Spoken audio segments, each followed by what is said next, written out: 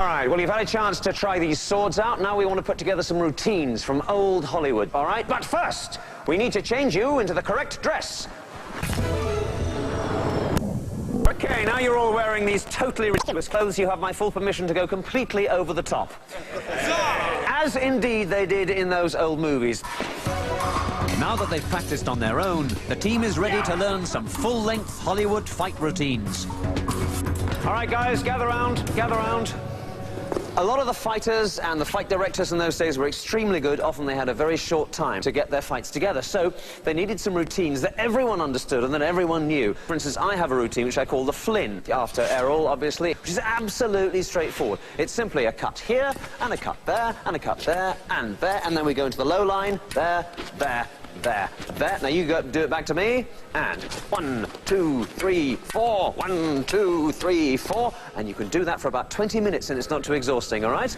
Now, the next one, for instance, is called a box. In this one, I simply box in my opponent with a thrust to that shoulder and that shoulder. Now the hip, hip, there. Okay, do the same back to me with cuts. Here we go.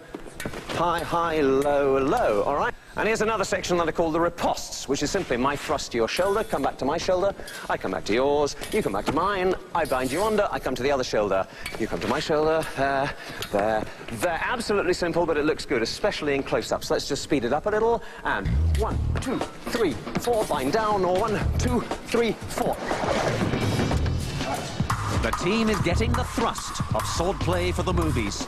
Adrian and Marlon go first.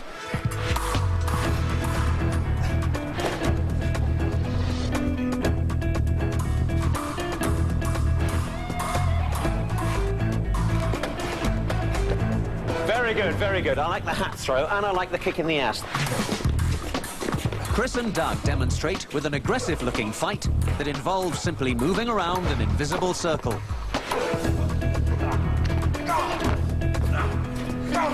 This is excellent, guys. I like the jumps very much. This is all very nice indeed. Listen, why don't you start your section right in here, okay? Get right back behind this piece of parapet here. All right, so your first 5 strokes will be this, coming out here. Yeah, so you're moving around. All right, just try that. All right.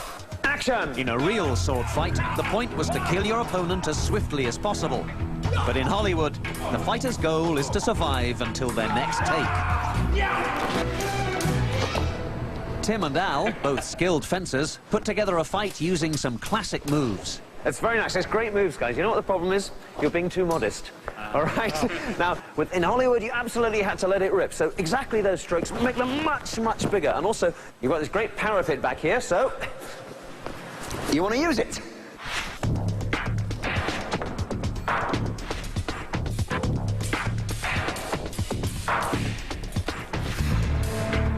On the other side of the courtyard, John and Justine have prepared the kind of duel that can bring a man to his knees.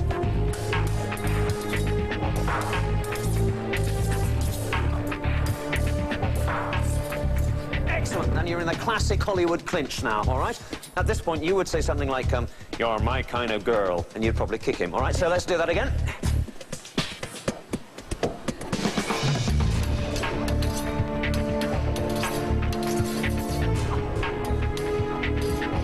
You're my kind of girl. Don't worry, it's nothing he uses.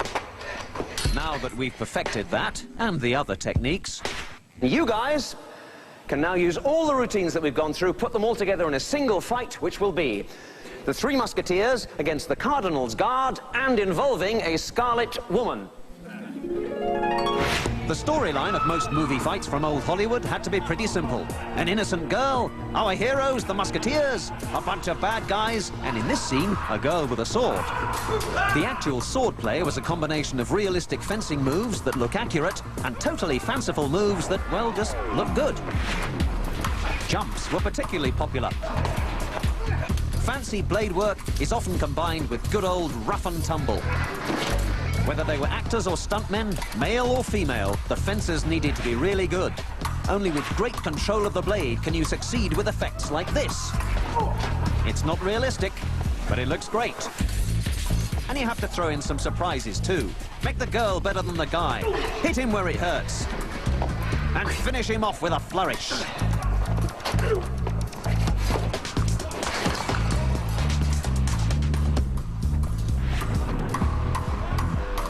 skilled fight director will give his actor fencing moves that reflects his character. And in the case of the bad guy, a certain death.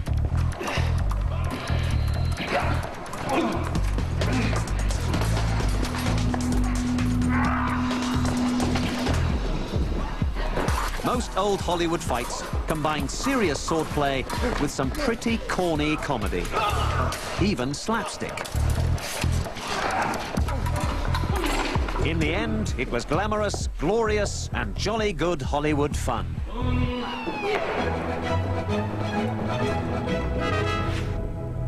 When we return, the swords, the duels, and the power of the real Musketeers. Conquest will return in a moment, here on the History Channel. We now return to Conquest, here on the History Channel.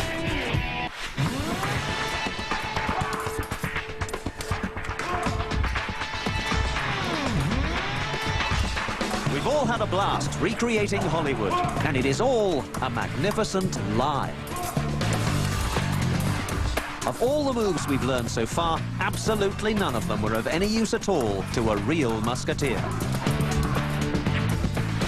Our image of 17th century swordplay has been created by the movies, and before that, by the Romantic writers like Rostand, who created Cyrano de Bergerac, and Dumas, who created the Three Musketeers. Except they didn't, really. I mean, create them, that is. Cyrano de Bergerac was a real person, and amazingly, nearly every major character in Three Musketeers actually existed. Question is, what exactly was a musketeer? The original musketeers were regiments of infantry who were armed with the musket. At first a slow and inaccurate weapon that became increasingly powerful on the battlefield. But the King's Musketeers were an elite force, the Royal Bodyguard, a regiment of gentlemen who would never dream of using a firearm. So when Hollywood portrays a musketeer, he is armed, quite rightly, only with a sword.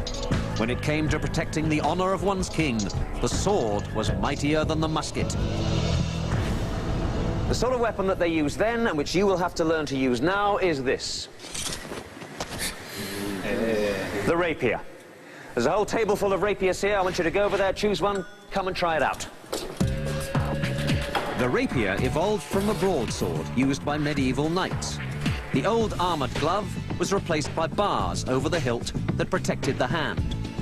The rapier's slender form allowed a musketeer to concentrate all the power into the point. You can really tell the difference in the balance of this. The Hollywood ones we were using would hurt, but these feel like they'd really do a lot of damage. It's much more unwieldy, not as comfortable and as light as the other blades we were using.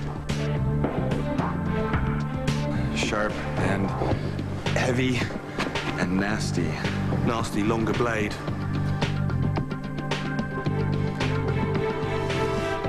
It's all right to attack with.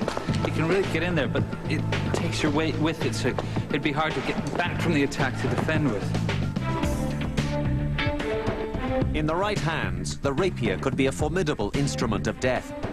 It was a heavy and cumbersome sword, whose razor-sharp point was intended mostly for attacking. And people who use them would have to be pretty strong. This is, without doubt, the deadliest weapon that has ever been created for personal combat, simply because it is razor-sharp. It's the point that kills. 3 inches of this will kill you. I could hack at you, I could hit your arms, I could hit your legs, you'd still live through it if you were lucky. If I stick you with one of these, you're dead. So virtually all of true rapier work is point work. The other thing is that these weapons were extremely long. Yeah? Just think of how quickly you can do a thrust. Don't move. Okay? It's a split second. Stay where you are. Any thrust, you can get 2, 3 thrusts in a second. For defense, a musketeer might use his glove to grab at his opponent's rapier and immobilize it. If he had a cloak, that too could be used for protection. But a well-armed duelist would be armed with something more. All right, now this is a very small shield called a buckler.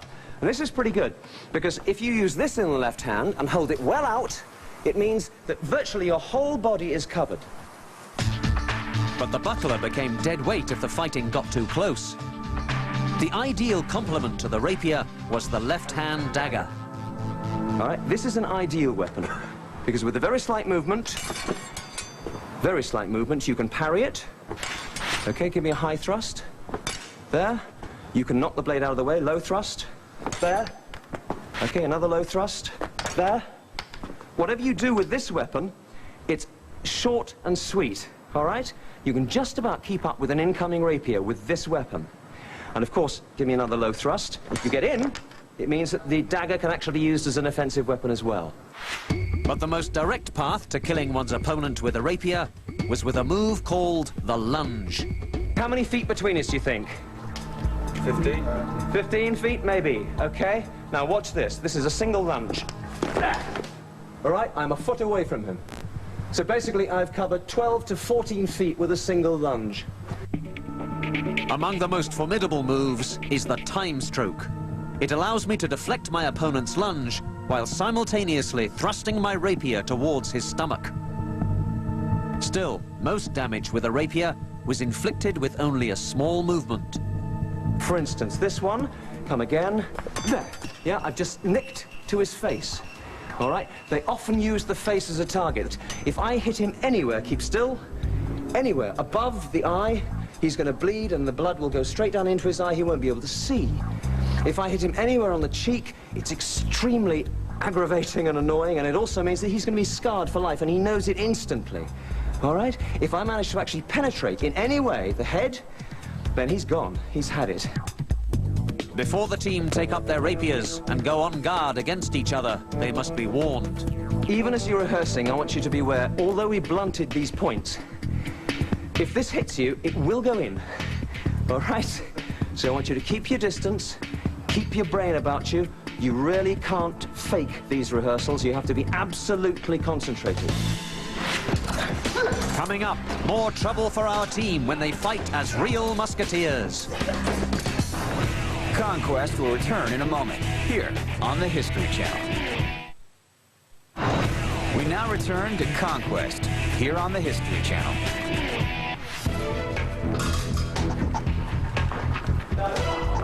The team has learned that a 17th century musketeer could be a deadly adversary in combat.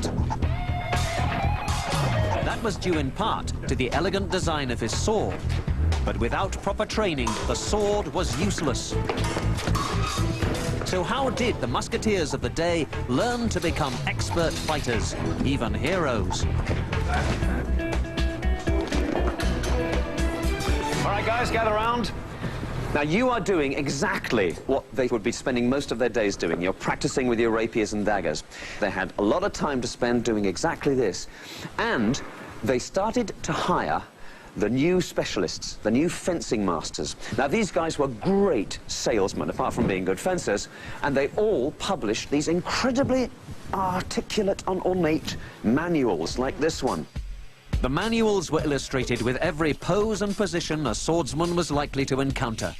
More than just a rule book for slicing and dicing one's opponent, such manuals showed a musketeer how to mold his body into a weapon. But how realistic were they? Could you really learn sword fighting from a book? This example shows the swordsman fighting with only a rapier, no shield and no dagger. Chris, I noticed that you were actually trying to fight Marlon with just rapier and no dagger. How did you find it? I just felt every time I made an attack, I just left myself wide open because he could parry with one and I had nothing to make the block with. Chris has a point. I mean, I'd rather fight with two swords instead of one. Yet these were among the teachings and strategies of the greatest fencing masters of the 17th century, a time when stuff like this could save your life. The best musketeers didn't just study fencing moves. They learned how to use the whole body as a weapon, a fighting machine that could focus all its power into one point. So far, the team has used real swords to practice their moves. They've been unable to make actual body contact because of the danger posed by the sharp points of the rapiers. To practice actual hits on the body, the musketeers would have used wooden swords and daggers. All right, guys, this is exactly how they would have practiced, with wooden rapiers and daggers. Okay, you take that. So come on guard. I don't want any hits or even any attempts of hits towards the face, okay? Such wooden weapons spared the fencers from accidental death or injury. There is no better way to learn from your mistakes than being hit in the guts with a wooden sword. Very nice, very nice. Knowing that the next time it might be razor-sharp steel. I have to admit to you, I've never done this before myself, so I want to go. All right. Besides, you're tired, so I'm more likely to win.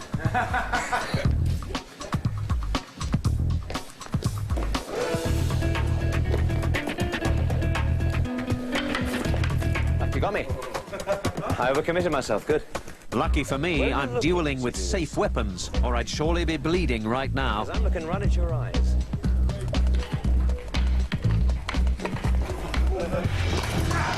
But what happens when the team trades wood for steel, and their skills as swordsmen are put to a final test? Conquest will return in a moment, here on the History Channel. We now return to Conquest, here on the History Channel.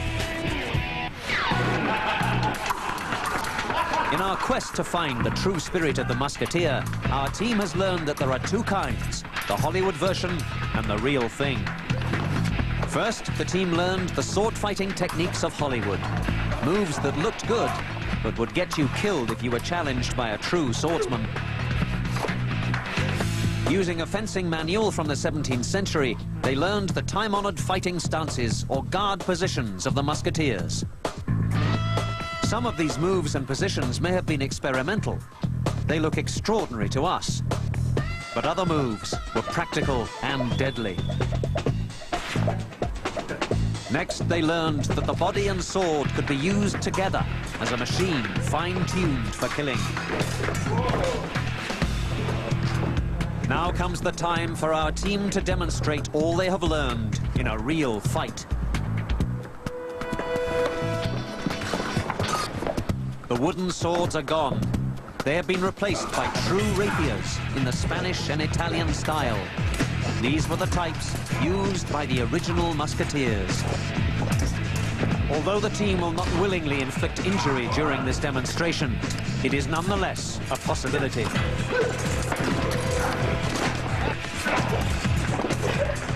When they receive a blow that would have inflicted a mortal wound in combat, they will lay down their arms and drop to the ground.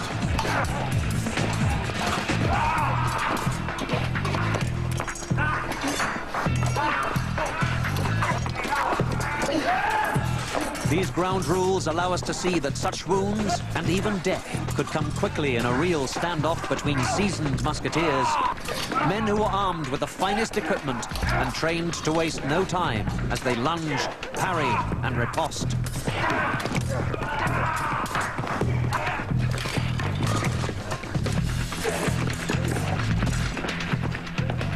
Such battles were fought for truth and honor by the most glamorous and elite regiment in the King's Army.